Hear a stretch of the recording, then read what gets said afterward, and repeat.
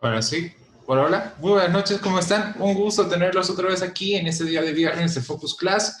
Hoy día hemos preparado junto a una gran invitada y una gran amiga también, antes de presentarla, quisiéramos también saludar a María, quien ya está en esta noche compartiendo con nosotros. Hola María, ¿cómo estás? Buenas noches a todos, ¿cómo están? Buenas noches, Fernando. Todo bien, una semana un tanto, empezó calurosa, ¿no? La semana, ahorita estamos con, ¿cuánto? Unos 20 grados aquí en Santa Cruz de la Sierra. Sí, ¿no? Ha 15 bajado grados. fuerte. 15 grados, wow. Es que no Sí. salí en toda la tarde, seguramente fue eso. Bueno, María, un gusto para tenerte el día de hoy. Tenemos una invitada, la licenciada Mercy Mariana Chirino. Hola Mercy, ¿cómo estás? Un gusto saludarte. No sé si estás todavía con micrófono, ¿me confirmas? Merci, merci.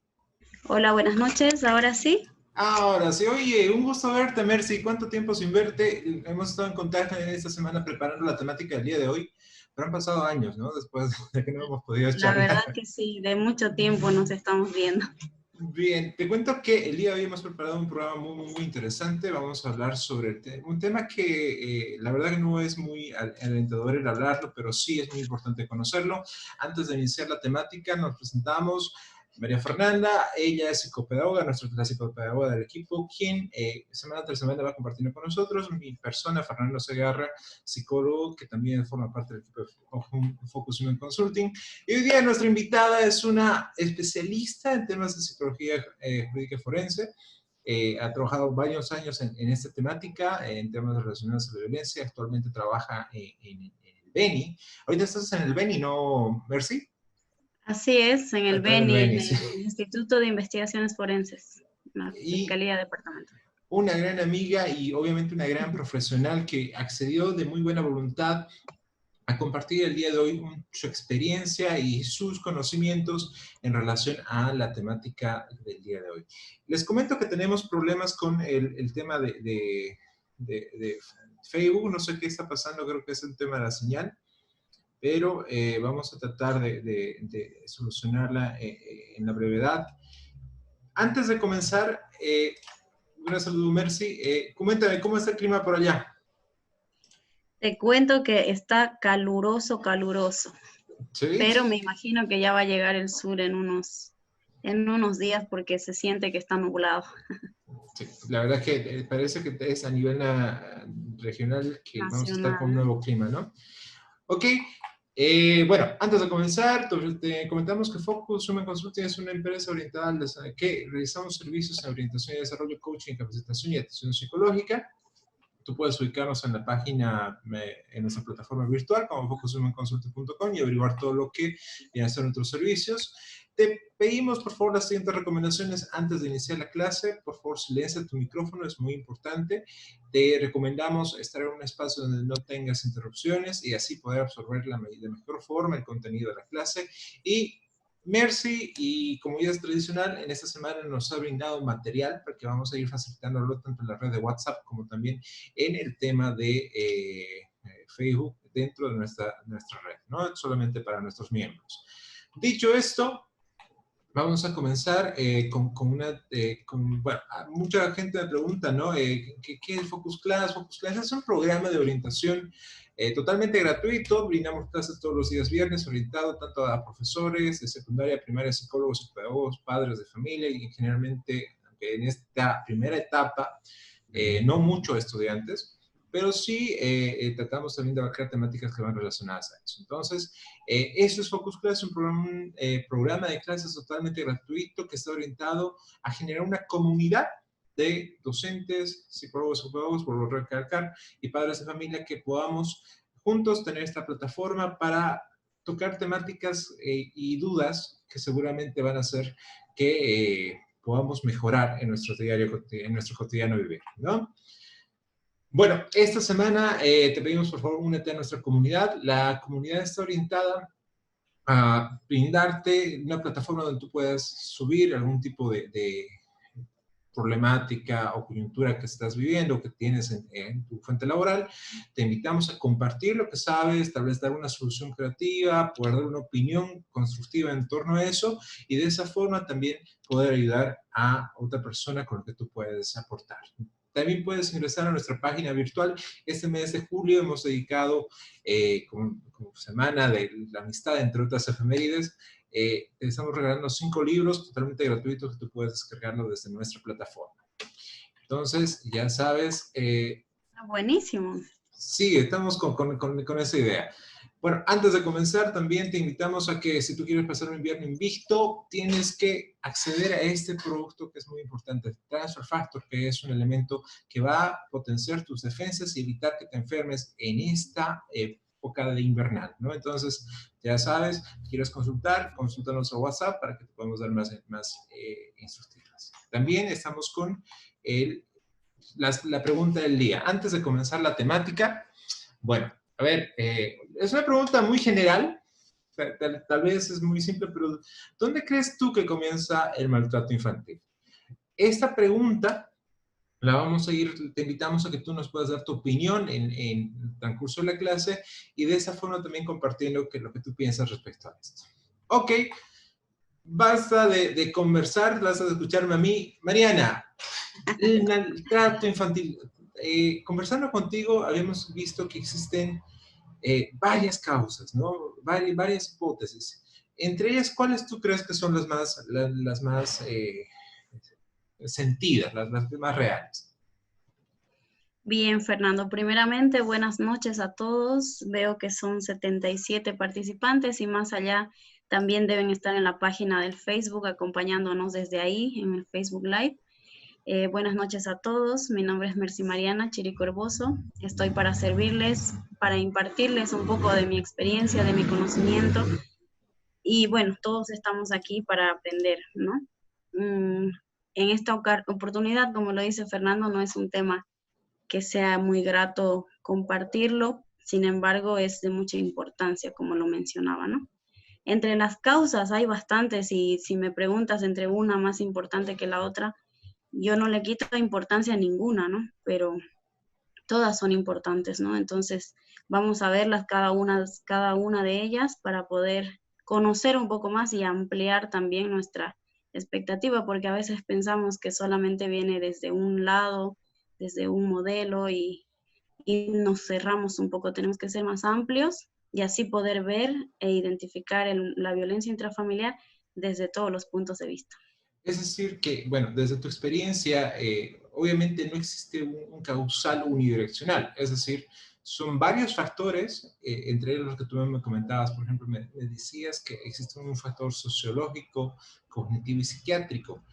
¿A qué nos referimos cuando hablamos del modelo cognitivo, por ejemplo? ¿De qué forma se puede explicar a partir de ese criterio? Bien, cuando hablamos de las causas del maltrato, a ver, maltrato infantil ha habido desde los tiempos remotos, ¿no? Desde la época antigua, desde la masacre de Herodes con los niños, desde diferentes situaciones culturales que hemos vivido a lo largo. Sin embargo, es a raíz ya con el tiempo que diferentes autores como Rousseau, Pestalozzi, empiezan a darle importancia a lo que son los derechos humanos del niño, ¿no? Y tratar al niño ya como a un ser independiente. Entonces, trabajar desde las necesidades ya no solo de los padres, sino desde el niño, ¿no? Entonces, es ahí que ya empezamos a conocer un poco más desde el término maltrato infantil, ¿no? Porque ya empiezan también a haber legislaciones para esto, ¿no? Empiezan a haber leyes que nos pueden ya normar lo que es el maltrato infantil. El modelo sociológico, por ejemplo, sí. Este viene desde la sociedad, ¿no? La sociedad es cultural, ¿no? Va a depender de cómo tú te formas desde la infancia, en qué medio cultural estás, para que tú veas y actúes de diferente forma en tu familia y a partir de ahí vas a ver van a salir diferentes tipos de maltrato de acuerdo a la cultura. A eso se refiere lo sociológico. Bien, es Tengo la una sociedad la pregunta, que determina. Mercy, disculpa que te interrumpa, pero, por ejemplo, algo que entre la semana me preguntaban, desde este aspecto sociológico, cultural, aquí en Bolivia, ¿existe una predominancia a la violencia? ¿O es que esto viene a ser genérico?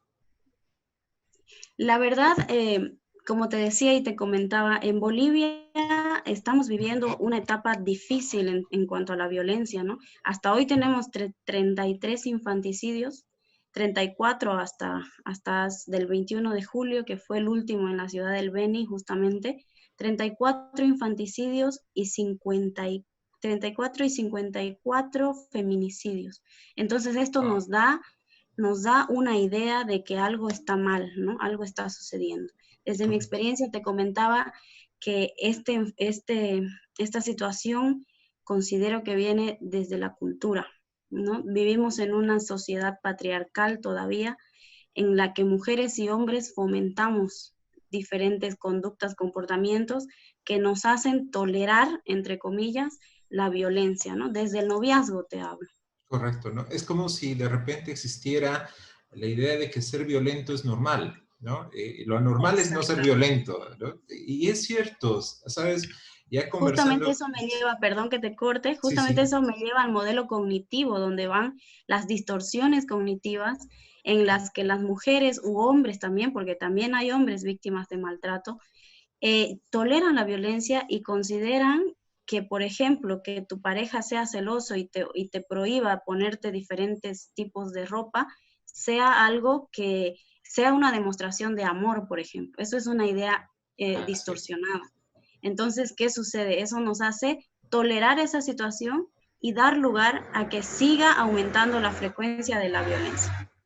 Ese, por ejemplo, es un criterio interesante. El violento no se hace en el matrimonio. El violento es violento desde que lo conociste. Así Pero es.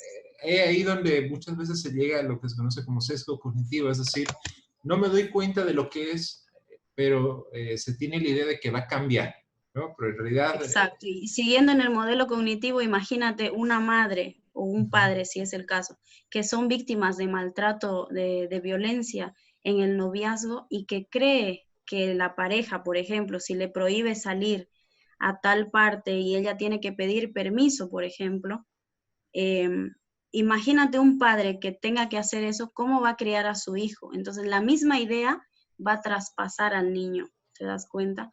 Entonces, es un ciclo en el que si no cortamos desde un principio, la violencia continúa. Y se ha visto en muchos casos que cuando un niño vive en un hogar donde ha habido diferentes tipos de maltrato, es muy probable que este niño también sea maltratador o maltratador. ahí tenemos, por ejemplo, una pauta para la pregunta de la semana. Antes de continuar, un gran saludo para nuestros amigos que están ya en Zoom. Gracias a nuestro amigo Carlos, a Litsi, que ya se han estado desde -4, te cuento. Entonces, puntuales Qué ellos, bueno. muchas gracias. A Heidi, a Víctor, a Kerry, gracias por estar con nosotros. Acabamos de retomar la línea también por Facebook Live. Esperamos que ahí también puedan realizar las consultas. En este momento el equipo está compartiendo el enlace. Así que, María, no sé si tienes alguna consulta, aprovechando aquí a nuestra amiga Mercy. No, muy interesante. Buenas noches, licenciada Mercy. Realmente, como dijimos, no es una temática agradable, pero es importante y necesaria y creo que va a servir de mucho a todos los profesores y padres de familias que siempre nos acompañan cada viernes. Eh, Vamos a trabajar la siguiente lámina, donde empezamos a ver cuáles son las consecuencias reales del maltrato infantil. Es decir, ya se da el maltrato infantil, pero dentro de las consecuencias inmediatas, ¿cuáles vienen a ser, Mercy? Bien, entre las consecuencias del maltrato infantil tenemos en diferentes áreas, consecuencias socioeconómicas, consecuencias familiares, consecuencias personales. Tenemos diferentes tipos de consecuencias, ¿no? Entre ellas, dice la importancia, severidad y cronicidad de las secuelas que podamos tener, esto ya a nivel personal, ¿no? Las secuelas que queden en el niño, la verdad, van a ser muy importantes para el desarrollo de su personalidad, porque no olvidemos que un niño de entre 0 a 5 años está en pleno proceso de formación de la personalidad. Entonces, ¿qué va a pasar si tenemos a ese niño dentro de un hogar violento? Vamos a ocasionar diferentes tipos de secuela, ¿no? Ahora, esta intensidad, esta consecuencia va a depender de muchas cosas, de la intensidad, por ejemplo, y frecuencia del maltrato, de qué tanto es maltratado ese niño y con qué frecuencia.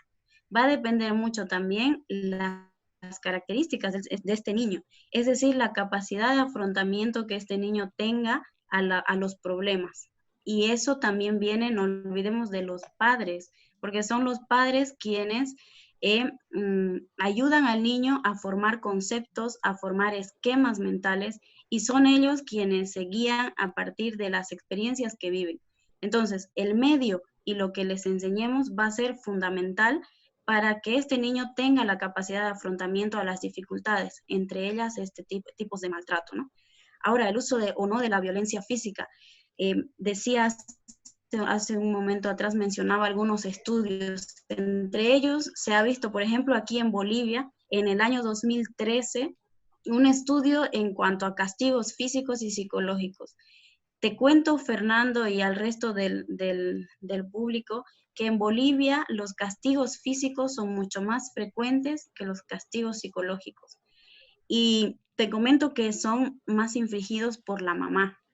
Ahora, entendido esto como que la mamá es quien pasa más tiempo con el niño, ¿no? Entonces, volvemos a lo cultural y donde vemos una sociedad en la que el papá es quien está en el trabajo, por decir, y en otras actividades, y no tanto inmiscuido en la educación de los hijos. Sí, sí. Ahora, ¿qué otra cosa va a ser importante, no? La relación del niño con el agresor. No es lo mismo que al niño lo maltrate su tío a que lo maltrate su papá, por ejemplo. No es lo mismo que te maltrate a alguien mucho más cercano a que te maltrate a alguien un poco más alejado de la familia nuclear, ¿no? Ahora, ¿qué va a pasar? Si el niño tiene una relación más cercana con su agresor, el daño va a ser mucho más intenso, ¿no? Y es muy probable que si el niño no tiene estas características para afrontar esta situación, sea mucho más dañado, ¿no? Ahora, el apoyo intrafamiliar a la víctima también, si el niño, en este caso con los profesores, por ejemplo, cuando un niño se acerca a un profesor a comentar una situación, es porque seguramente en casa no encuentra una persona en la quien él pueda, no le voy a decir confiar, pero sí voy a decir que si acude al profesor es porque en esa persona encuentra esperanza de ayuda, ¿no? Entonces, el papel del profesor aquí va a ser fundamental, Fernando, ¿no? ¿Por qué? Porque va a ser la persona que va a despertar todo, ¿cómo te puedo decir? Que va a ser quien pueda paralizar ese maltrato, ¿no? Una pregunta, Mercy. Por ejemplo, una de las justificaciones para usar la violencia en el niño es que es pedagógico, ¿no? O sea, yo te pego para que aprendas, para que no hagas. ¿En qué medida eso funciona? ¿Es realmente? Mira, el término justificaciones ya no lo utilizo porque nada justifica la violencia, absolutamente nada, ¿no? Ahora, cuando un adulto pega a un niño, bueno, yo digo es por dos razones. Una, porque se está desquitando con un problema personal, porque las personas somos así, ¿no? A veces nos desquitamos sin querer, ¿no? Y llega la mamá, el papá cansado, y lo primero que se encuentra es con un niño que no hace lo que ellos quieren, ¿no? Entonces, se desquitan con el niño. Y otra es que no conocen los medios para tratar al niño. Y esto justamente es porque no damos la atención necesaria a las necesidades del niño.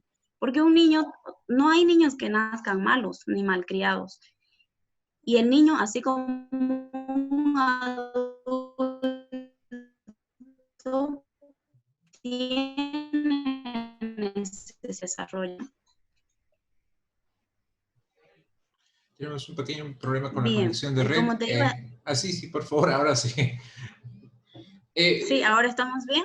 Ahora estamos bien. Aquí es donde incluso tú mencionas algo muy importante, el hecho de que culturalmente, incluso no solamente en nuestro país, hay una película, cuando tú dijiste que principalmente el personaje que ejerce violencia tenía la mamá, se me vino a la mente incluso esta película Coco, ¿no? Si te das cuenta, en una de esas Ya, escenas es la abuela la que saca la famosa chancla, en nuestro medio sería la chinela, y sí. claro, es parte del folclore, ¿no? Es la mamá quien es la más ruda con el niño, y Y por eso ejemplo, tocando esa película que dices, te das ajá, cuenta que también es la abuela que está muerta, es la que ponía las riendas de la casa, ¿no? Llevaba las riendas. Y la que está correcto, viva también es la mamá, ¿te das cuenta? Entonces, ¿cómo va de generación en generación? Todo lo que tú vivas en tu familia va a influir en ese niño. correcto. Y ese niño va a formar su familia de acuerdo a los valores que tú le hayas puesto en su infancia, pues, ¿no? En todo su desarrollo.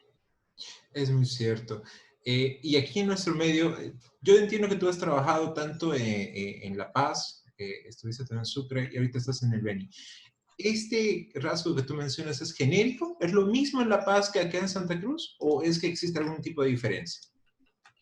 Sí, mira, la verdad que aquí en Bolivia todos somos muy culturales, ¿no? Ujú, En todos los lugares de Bolivia, en todos los puntos, somos culturales. Entonces la cultura influye bastante, bastante. Incluso en los niños tú lo notas eso, ¿no?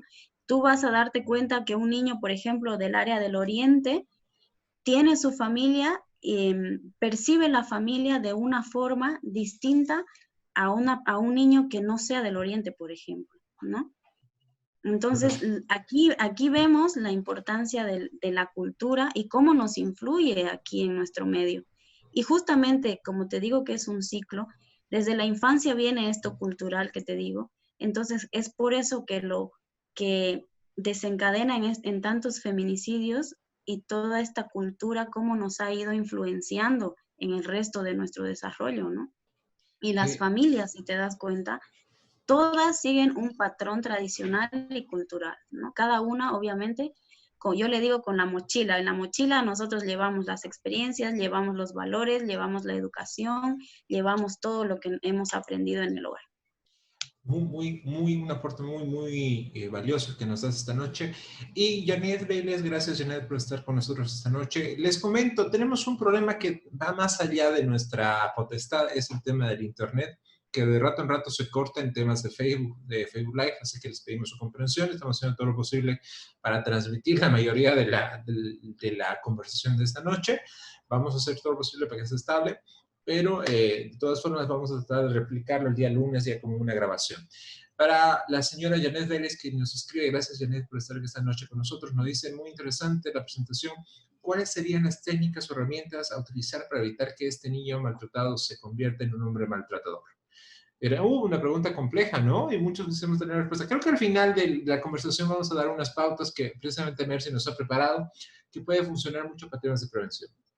La señora Kerry Caberga nos dice, ¿qué intervención se podrá realizar tanto en las personas violentas como en la víctima? ¿Qué medidas a tomar con cada una de las partes luego del hecho violento? Yo pienso que te refieres a eso, Kerry. Vamos a dar respuesta más adelante. Hay una eh, muy buen desarrollo del trabajo que seguramente vamos a trabajar. No sé si se nota que está un tanto borroso acá. Sí, ¿no? Un momentito, por Sí, favor. a ver. Vamos a arreglarlo. Creo que es por el tema Del internet. del internet el que está ayudando, perjudicando mucho. Vamos a otra vez ponerlo desde el plano. Al parecer, el fenómeno del COVID ha hecho de que el internet sea el elemento más preciado ahora, ¿no? Porque todo el mundo lo rogamos porque la señal esté estable, que todo pueda seguir. Y a nosotros nos pasa de que en la anterior clase igual tuvimos el problema similar y bueno, ¿no? Entonces, creo que es el tema del Internet. Vamos a tratar de verlo acá, por favor. Ahí se puede notar, ¿no? Sí, veo Bien, mejor, sí. ok. Bueno, aquí nos dices, por ejemplo, Mercy, en escolares y adolescentes, ¿cuáles deberían ser las características que ellos mencionan o que el profesor puede observar ante una situación de violencia? Bien, bueno, vemos diferentes tipos de maltrato desde que estamos en el embarazo incluso, ¿no? Desde que hay el embarazo, ¿no? Entonces, hay tipos de maltrato en diferentes edades, como también en niños y en adolescentes. Ahora, las personas todos somos cambiantes, somos dinámicos, tenemos por característica innata el ser dinámicos. Entonces, el hecho de ser cambiantes y dinámicos va a permitir que cada caso, por más que sea el mismo, sea diferente, ¿no? Entonces, ¿qué significa esto? Que cada niño va a actuar de manera diferente, cada niño maltratado va a actuar de manera diferente, aunque el tipo de maltrato sea el mismo. Entonces, ¿qué va a pasar? Mayormente en adolescentes, por ejemplo, estamos en una etapa de confusión, ¿no? Y la mayor parte de los adolescentes hay un confrontamiento con los padres, ¿no? ¿Qué va a pasar en esta etapa? Muchos de ellos se van a rebelar. ¿Por qué? Porque ya van a tener esa fortaleza de poder expresarse de cierta forma. Ojo que teniendo en cuenta las características de cada persona. No olvidemos que estábamos viendo que va a depender cómo cada persona aprenda a afrontar la violencia, ¿no? Porque van a haber niños, van a haber adolescentes que van a ser un poco más inhibidos y a raíz de la violencia van a volverse inseguros y no tanto van a poder expresarse bien. Correcto. Sin Aquí, embargo, en la mayoría hemos visto. por ejemplo, nuestro Escucho. amigo Víctor, buenas noches, nos dice, ¿no? Que también el maltrato en el hogar produce bullying en la escuela. Y ahí es un elemento que tú mencionabas, ¿no? ¿Cómo es que los chicos que tienen maltrato en la escuela generalmente se convierten en agresivos, reciben violencia en la casa, se convierten en chicos agresivos en la escuela? ¿Hasta qué medida eso tiene una correlación? Bien, el bullying es algo totalmente diferente, ¿no? El bullying es cuando alguien, en el papel de víctima, es cuando alguien está siendo agredido y no tiene la capacidad para defenderse. Eso es el bullying, ¿no? Ahora, ¿qué pasa con el maltrato infantil y su relación con el bullying? Efectivamente, como tú mencionas, Fernando, de acuerdo a todas las características que tenga esta persona, este niño maltratado, va a generar el mecanismos de defensa que van a hacer que el mismo se proteja, que el mismo niño maltratado se proteja. Entonces, este niño maltratado, por ejemplo, su manera de protección puede ser volverse más agresivo, como que yo soy el capo, a mí nadie me hace nada, pero detrás de eso puede existir un niño que está siendo maltratado, ¿no? Entonces su mecanismo de defensa va a ser el estar a la defensiva y ponerse más agresivo con los demás. O también va a ser su manera de llamar la atención, ¿no? ¿Qué pasa cuando, por ejemplo, un niño acude al profesor y el profesor no le da la seguridad y no le da la confianza y decirle, yo te creo, ¿no? Eso es fundamental antes de que se me olvide. Es fundamental que cuando un niño se acerca al profesor o a la profesora y le dice, profesora, esto pasa en mi casa, es demasiado importante que este adulto, que este maestro, le crea al niño, le dé la seguridad que el niño está buscando en esta persona. ¿Por qué?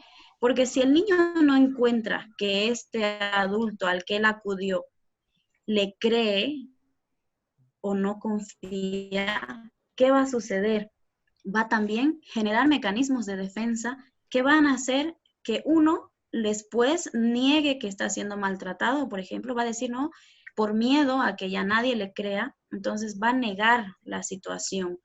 O si no, también otro mecanismo de defensa va a ser la disociación. ¿En qué consiste? En que el niño va a vivir esta violencia como si le estuviera pasando a otra persona. Entonces se va a acomodar a la situación, va a haber un proceso de acomodación a esta situación y el niño va a crecer dentro de ese entorno. Entonces es demasiado importante que la primera persona a la que acude el niño, en este caso si es un maestro, un padre, un adulto, un vecino, esta persona le brinde la confianza para que este niño pueda sentir esa protección que está buscando.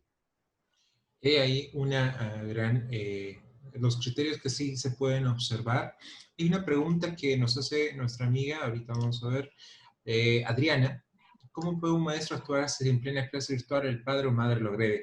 Más adelante, Mercy nos va a comentar un poquito sobre cuál es la actitud y las herramientas que puede utilizar un profesor y en relación a qué medida puede influir, ¿no? Porque obviamente, cuando yo estimo, y me corriges Mercy, todos tenemos un limitante en relación a nuestro rol, ¿no? Si tú eres profesor, si tú tienes un rol que tiene limitantes en este tema de intervenir en temas de violencia, igual el psicólogo no tiene carta libre, tiene ciertas limitantes y hasta donde va tienen a intervenir otros actores. Entonces, ese tema es muy, muy, muy interesante. Ya aquí empezamos a hablar ya lo que en una de las preguntas nos hacía, ¿no? La prevención del maltrato infantil. ¿Cómo es que podemos prevenir esto, Mercy? ¿No? Tú mencionas que existen 3 criterios, ¿no? En el primero, que viene a ser la prevención del maltrato infantil, se establecen 3 niveles. El primero viene a ser la primaria. ¿A cómo se refiere esto? Justamente, si no me equivoco, Janet Vélez, como mencionabas hace rato, preguntaba cuáles son las herramientas para evitar que el maltrato infantil, si no me equivoco, ¿no? Sí, Si mal correcto. no recuerdo, la mejor herramienta, la prevención, siempre, ¿no? La prevención y trabajar, como te digo, esto es un problema que viene desde atrás, ¿no? Y es un ciclo que avanza, que si tú en tu familia de antes estuviste viviendo maltrato, es muy probable que después o te conviertas en maltratador o escojas un estilo de vida en el que también el maltrato va a estar presente en tu vida, ¿no? Ahora, yo propongo la prevención como principal fuente de cómo evitar este maltrato infantil, ¿no? La prevención a la población en general, para empezar, prevención primaria, dirigida a toda esta población. ¿Para qué? Para que ellos conozcan cuáles son los riesgos que podría correr este niño que es maltratado, por ejemplo, y más adelante que podría convertirse también en un maltratador, ¿no? Ahora, la prevención primaria, que va dirigida justamente a la población general, la prevención secundaria, que es justamente ya identificando a estos niños, y la prevención terciaria, que no sé si lo puedes ir pasando, Fernando, Claro. es ya directamente dirigida a este tema en específico, ¿no? Ahora, como decía al principio, el maltrato infantil la mayoría de las veces viene desde la pareja. Entonces, un niño que está siendo maltratado es muy probable que tenga unos padres que estén siendo maltratados también, ¿no?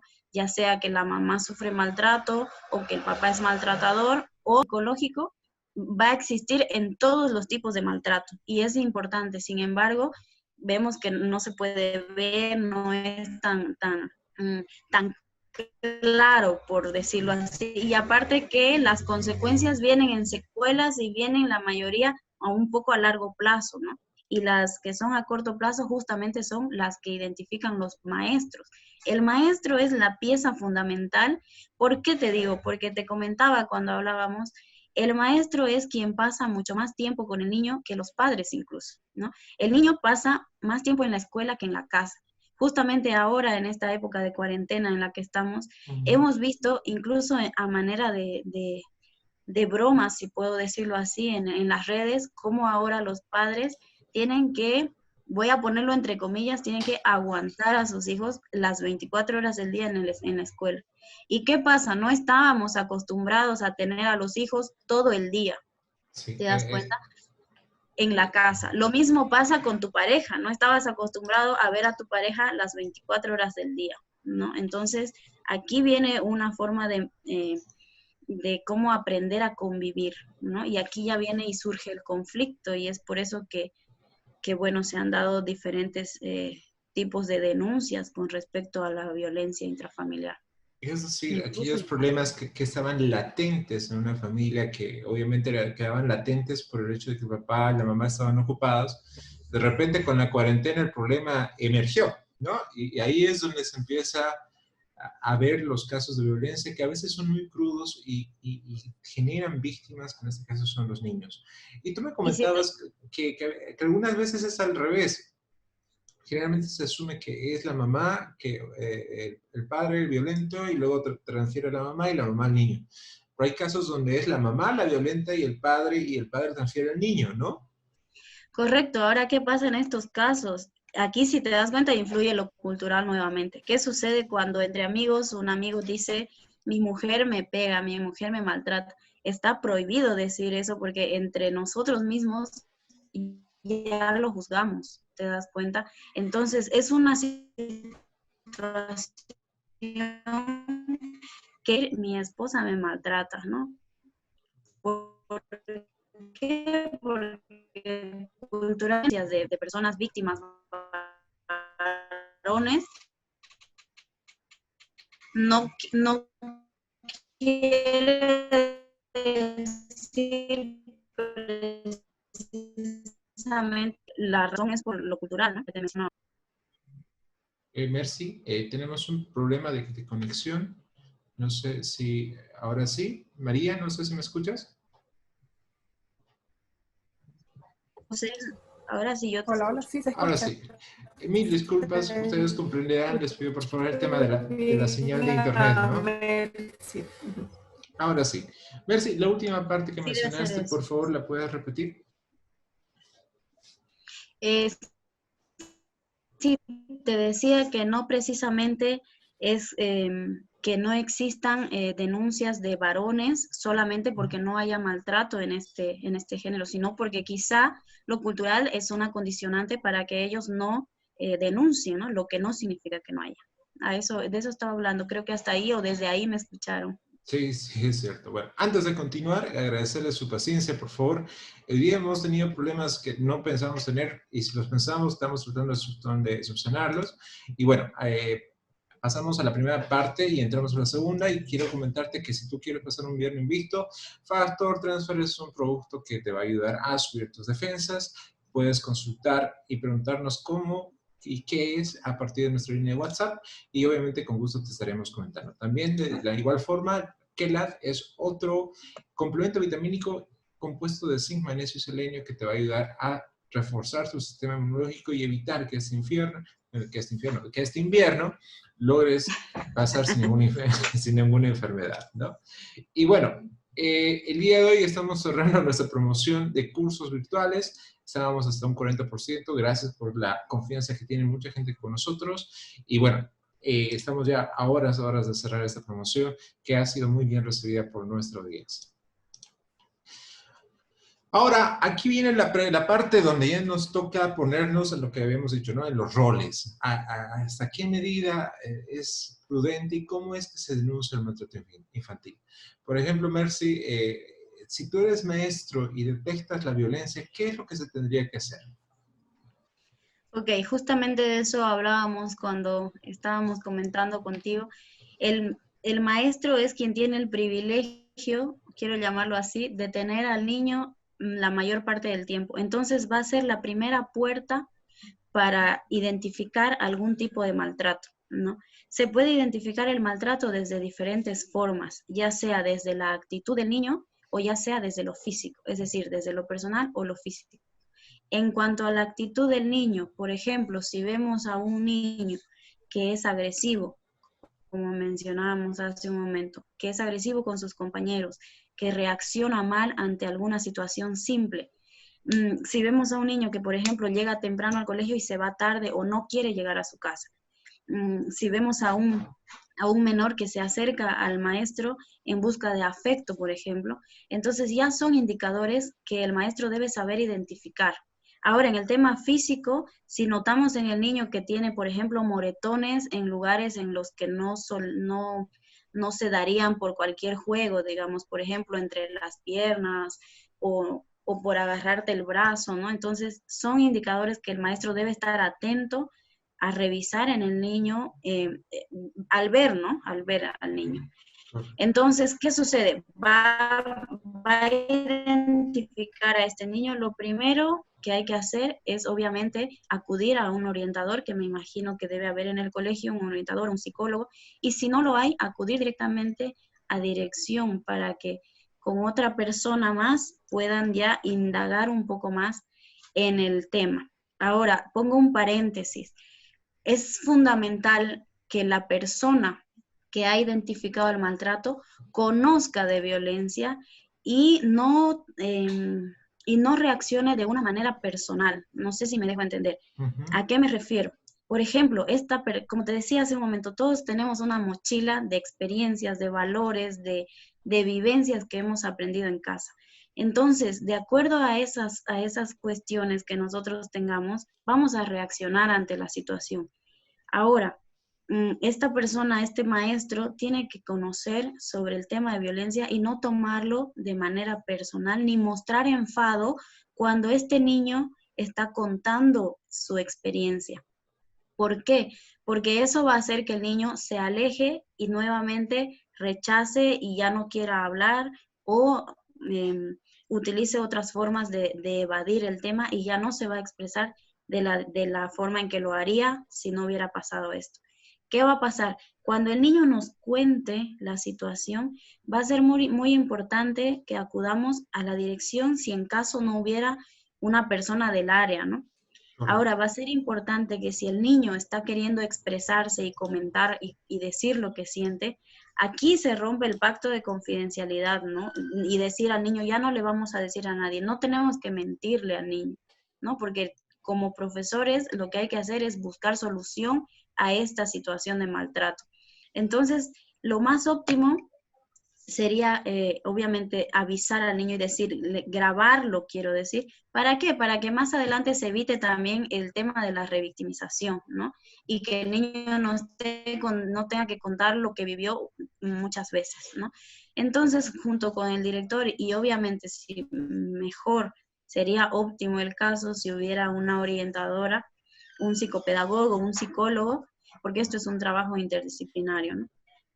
Orientar junto con estos profesionales. Ahora, después de indagar la situación, obviamente ya vamos a tener que acudir a las organizaciones correspondientes para que se hagan cargo, en este caso, defensorías, y para que ya ellos también con el equipo disciplinario también hagan una intervención y ellos puedan trabajar este tema. Una pregunta que nos hace nuestra amiga Kerry, ¿se puede decir que un maltrato psicológico es como una bomba de tiempo que puede generar algún tipo de trastorno en la víctima como consecuencia de acumular este tipo de violencia? Creo que Kerry tiene la razón en este hecho, ¿no? O sea, aquel niño que ha sufrido violencia en la infancia, obviamente apaleará las consecuencias hasta la adultez. ¿No me equivoco, Merce?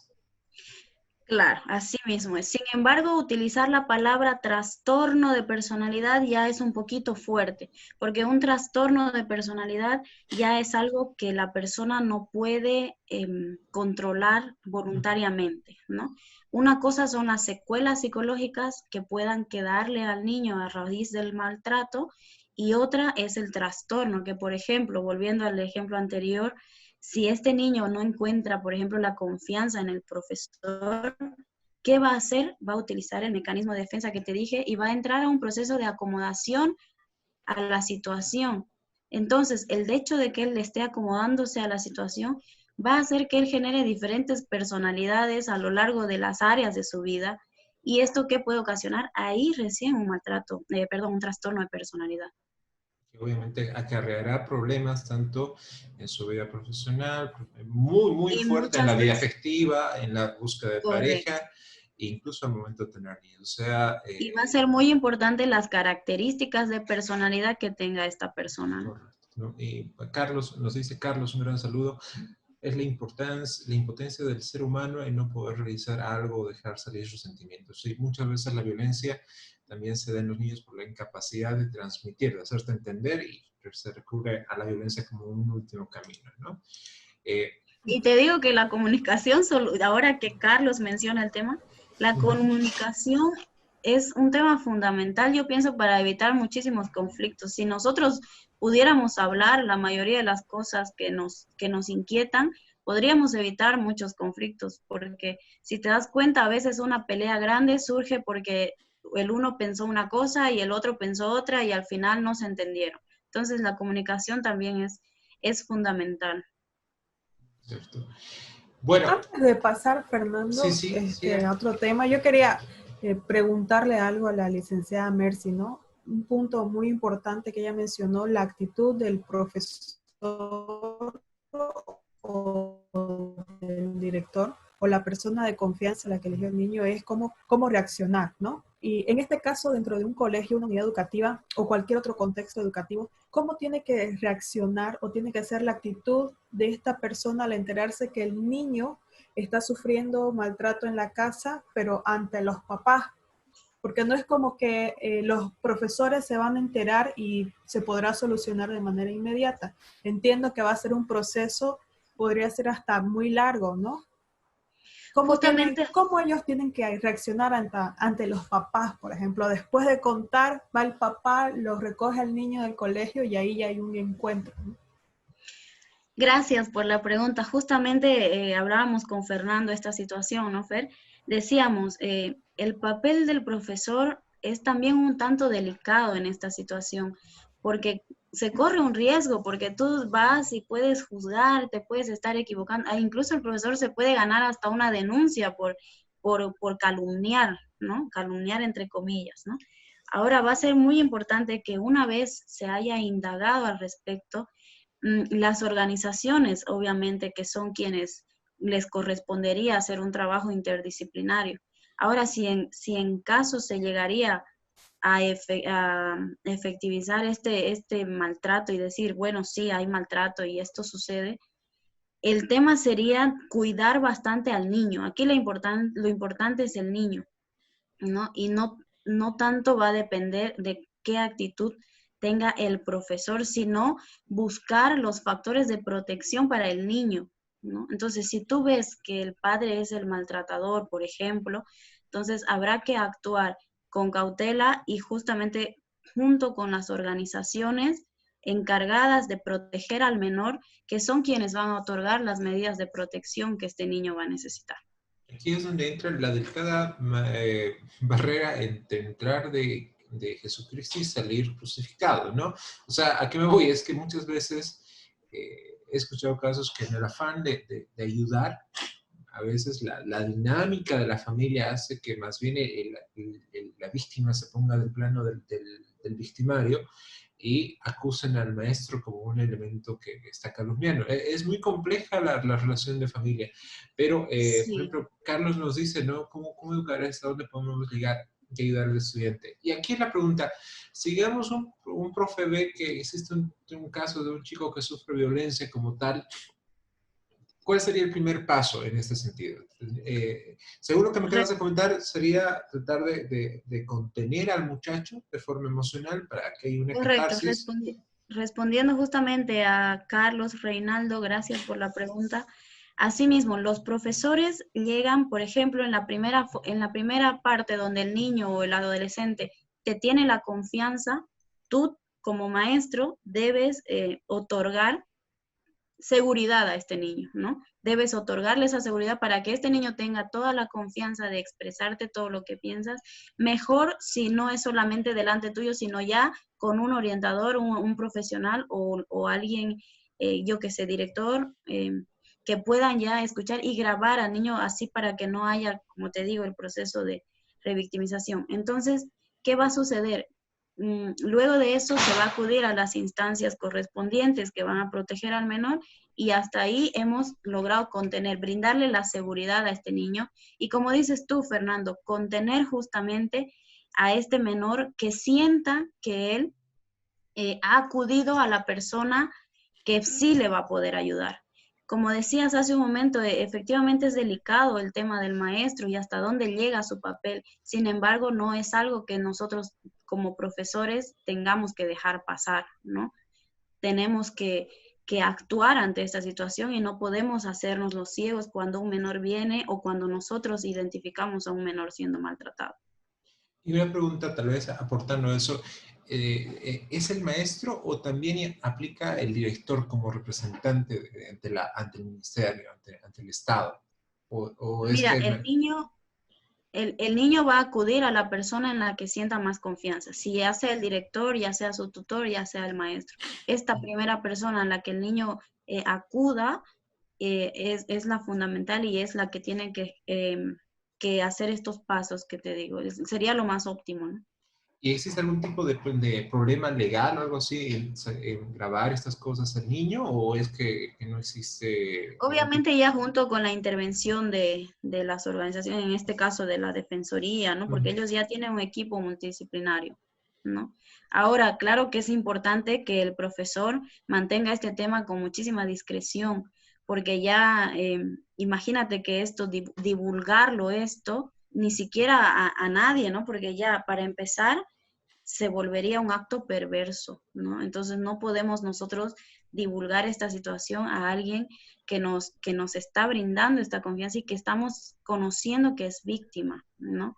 Entonces es muy importante el cómo vaya a tomar esta situación el profesor. Ahora sucede que, por ejemplo, viene un niño y le dice a su maestra, maestra, yo estoy siendo abusada, por ejemplo. Imagínate, la maestra tiene una hija, ¿no? Entonces se va a identificar mucho más y el tema de la intervención ya va a ser más personal, ¿no? Y entonces hay que ver hasta qué punto esa maestra puede ayudar o no a este menor, porque a veces cuando nosotros escuchamos que un niño está siendo maltratado, incluso eh, lanzamos juicios hacia los padres y decimos, pero ¿cómo tu papá te va a hacer eso? No podemos generar, al hacer eso estamos generando un conflicto en el niño, porque si bien puede ser su maltratador, no deja de ser su familiar, ¿no? Entonces vamos a generar confusión y en vez de ayudar, vamos a hacer lo contrario con este menor. Entonces es muy importante que si este profesor, esta profesora no siente que pueda de verdad ser ayuda, acudir a alguien más. Por eso justamente te digo que lo óptimo sería con alguien más para que puedan esa otra persona ayudar si es que esta persona lo lleva tan a su vivencia propia, ¿no? Aquí una pregunta de Raquel nos pregunta, ¿no? Dice, ¿todos los niños que tienen comportamientos agresivos tienen como causa una agresividad en el maltrato? ¿Cómo Bien, será que...? Por La, favor, la agresividad es un tema amplio, ¿no? Y tienen bastantes consecuencias. No podemos atribuir al maltrato al que un niño sea agresivo, porque puede haber un niño, por ejemplo, que se pase el día mirando juegos de superhéroes ahora que vemos tan seguido. Entonces, ¿qué hace el niño? Está en un proceso de formación de su personalidad y el niño aprende por modelado. ¿Qué significa esto? Que todo lo que ve, lo aprende y lo repite, ¿no? Entonces, si vemos, por ejemplo, tenemos que saber identificar, no solo decir que un niño está siendo agresivo porque es maltratado. Debemos indagar y no generar juicios propios en los que podamos equivocarnos, ¿no?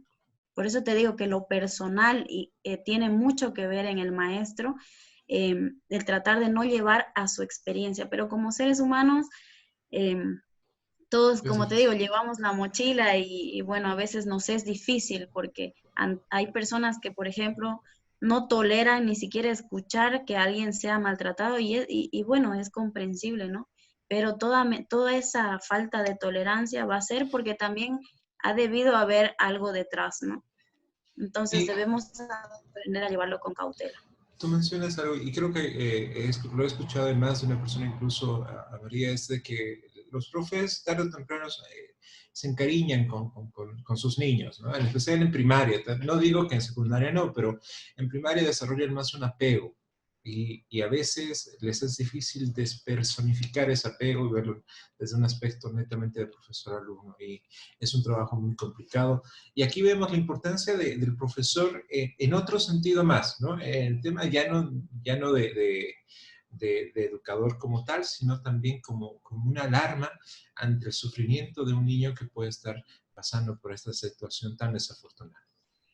Correcto. Ahora Eh, esta agresividad de este niño también, si vemos un niño que es demasiado agresivo, el maestro tiene que indagar en esta Correcto. situación, ¿no? Ya Ujú. sea con el niño, ya sea poniendo más atención a ese niño y ver el por qué es agresivo, en qué situaciones está agresivo y a veces hablamos de un tema determinado y el niño reacciona, entonces el maestro debe indagar esa situación. Por ejemplo, también hay en el área de los dibujos, cuando los niños dibujan, por ejemplo, podemos ver si hay algo fuera de lo normal en esos dibujos. También son indicadores cuando hay un niño que está siendo maltratado, un niño o una niña.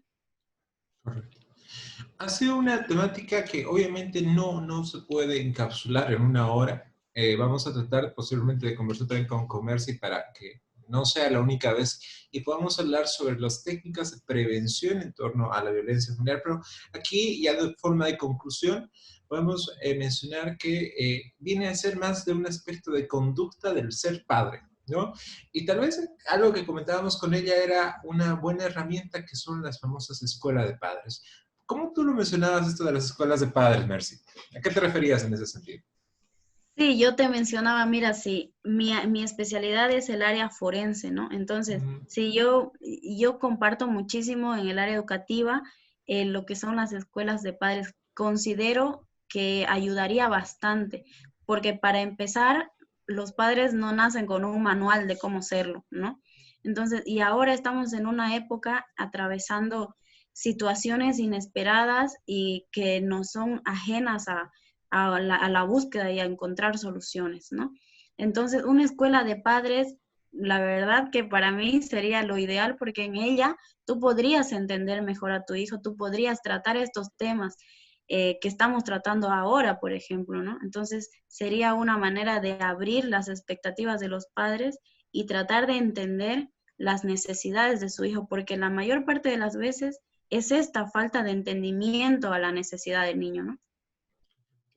Y ahí entra un poquito el tema de la prevención, ¿no? Si tú enseñas a un padre a que no responda con enfado, o sea, que no se ponga de tú a tú con un niño, que entienda el cuidado del hijo y la hija, que enseñe al Correcto. niño a autopreservarse, a decir no, y que tenga un total recaudo de con quienes se conecta, no solamente de forma personal, sino también en la forma hoy día tan peligrosa que son las redes.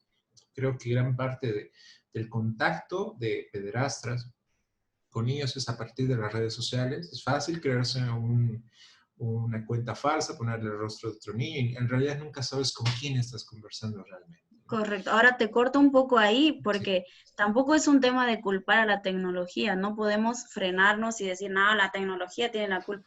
Hay muchas maneras de controlar lo que tu hijo ve en las redes, de controlar lo que tu hijo pueda buscar en el Internet, ¿no?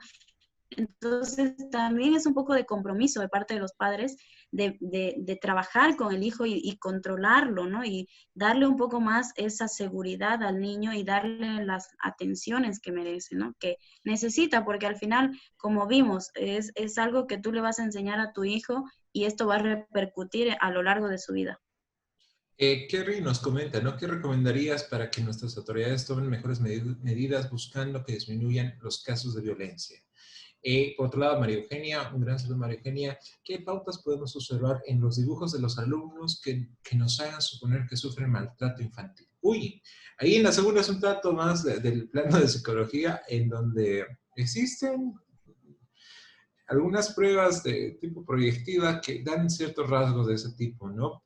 Ahí es muy cuestionada su efectividad, pero Sin embargo, mejor pregunta. Fernando, perdón que te corte, en el tema de los dibujos, por ejemplo, respondiendo a María Eugenia, Ujú. en cualquier dibujo que no veamos, que veamos algo anormal, algo fuera de lo común en el aspecto familiar, por ejemplo, ya te da, si bien, como dices tú, tenemos como psicólogos herramientas proyectivas que nos permiten hacer un análisis de los dibujos de estos niños, pero cualquier persona puede identificar alguna situación extraña dentro de ese dibujo, ¿no?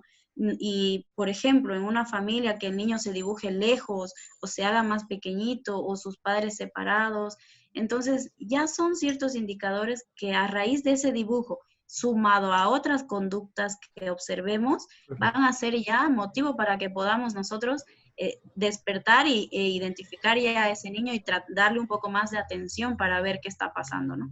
Es decir, el dibujo podría ser como un pequeño hilo en el cual tú vas jalando y si se da, te va a llevar a indicadores que te lleven a una certeza en cuanto a una presunción de violencia, ¿no?